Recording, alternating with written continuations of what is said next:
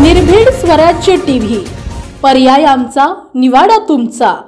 बुलढाणा जिल्ह्यात 2 दिवसात 2 लहान मुलांचं अपहरण करून हत्या करण्यात आली होती। यामध्ये बुलढाणा जिल्ह्यातील शेगाव तालुक्यातील नागझरी येथील कृष्णा राजेश्वर कराडे या विद्यार्थ्याच्या हत्येनंतर हळहळ व्यक्त करण्यात येत आहे।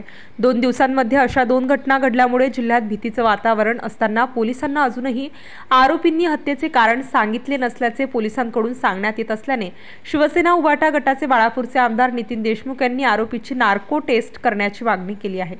या प्रकरणात आठवडा उलटला तरी अद्यापपर्यंत कृष्णाच्या हत्येचे ठोस कारण पोलिसांना समोर आणता आले नाही। त्यामुळे विविध चर्चांना उधाण आले आहे। कृष्णाचा गुप्तधनासाठी बळी दिला गेला असल्याची चर्चा सर्वत्र सुरू असतानाही पोलिसांनी या घटनेबाबत स्पष्टता दिलेली नसल्याने शिवसेना उभाटा गटाचे बाळापूरचे आमदार नितीन देशमुख यांनी शेगाव शहर पोलीस स्टेशनला भेट दिली। यावेळी त्यांनी ठाणेदार नितीन पाटील यांच्याशी चर्चा केली।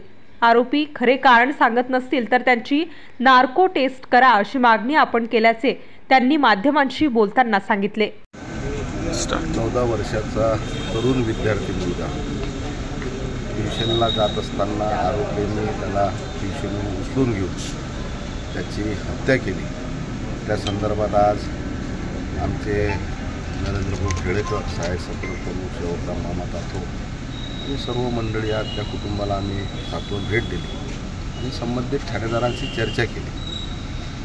निश्चितपणे ठाणेदारांनी आरोपी तर अटक केले, त्या आरोपींनी कशासाठी खून हत्या केली, त्याचा उद्देश काय, त्याच्या मागं कोणी मुख्य सूत्रधार आहे का, ते कशासाठी घटना झाली, हा मूळ उद्देश अद्यापर्यंत बी गुलदस्त्यातच आहे। ठाणेदारांशी चर्चा झाल्यानंतर आरोपींनी गुन्हा कबूल केला, परंतु कशासाठी केला हे अजून सिद्ध झालं नाही। निश्चितपणे ह्या प्रकरणामध्ये जर आरोपींनी सहकार्याची भूमिका नसली तर निश्चितपणे त्या आरोपीची नार्को टेस्ट करावी अशी मागणी आज आम्ही संबंधित ठाणेदारांना केली।